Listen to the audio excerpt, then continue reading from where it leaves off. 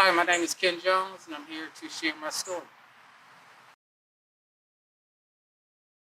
At PRTC, which is the local transportation company, I was the manager of the dispatch department, and a new executive director came on board about 3 years ago, and he instituted a reduction in force, and the reason given was finances.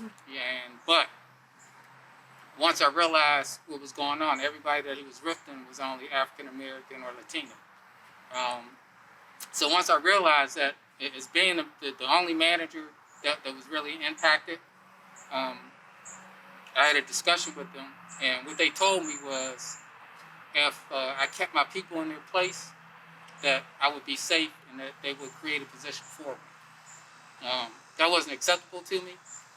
So 15 months straight, I, along with some of the employees, went and addressed the board, telling them, this work was discriminatory.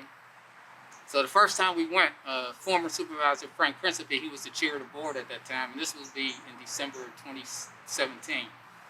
And he said, okay, well, we'll do an independent EOC investigation. So I was fine with it, but little did I know the independent was the county EOC department, because PRTC doesn't have an EOC department. And as time went on, the investigation took almost, about 9 months. And when it came out, I had a conversation with another former supervisor. And he told me that day, he said, well, I've seen these things happen, and they always come back that there's incidents, but never discrimination found. And then as I touched bases with, NAACP members and other people in the Civil Rights Committee here in Prince William County, they pretty much said, that office is a joke, And then as I went further, I found out the Prince William County's attorney was actually representing PRTC, and they were also overseeing the EOC investigation. So that was a direct conflict of interest. No attorney has ever found a problem with their own client before. And so, of course, they came back, there were incidents, but no discrimination. Instead of rifting, there was 14 initially. He reduced it just to my department because they were the most outspoken against it. And so then he went on with the rift during that time. And, it was disheartening because it's so clear and blatant. And, since then it's even become, more clear that it wasn't about money. Because 3 months after he did the rift, he started creating positions and hiring white people in a job.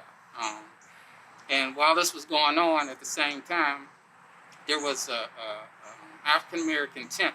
It was actually his executive assistant. She was a temp. And she was groped and basically assaulted in the lunchroom. It was witnessed by another employee, and it was by a white female. And it was reported to the director. Nothing ever happened to her. She's still there.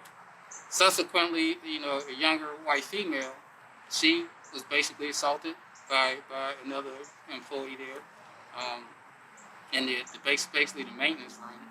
And again, what the executive director said was that it was a misunderstanding. Again, the temp, she was, as soon as she made the claim, within a couple of weeks she was gone. The contractor, she was a security guard there that they contract. As soon as she made the claim, they told her. So it's not just discrimination; it's like economic violence that occurs too. And so that's why I'm still fighting. They expect us to just go away and just drop it, but I refuse to.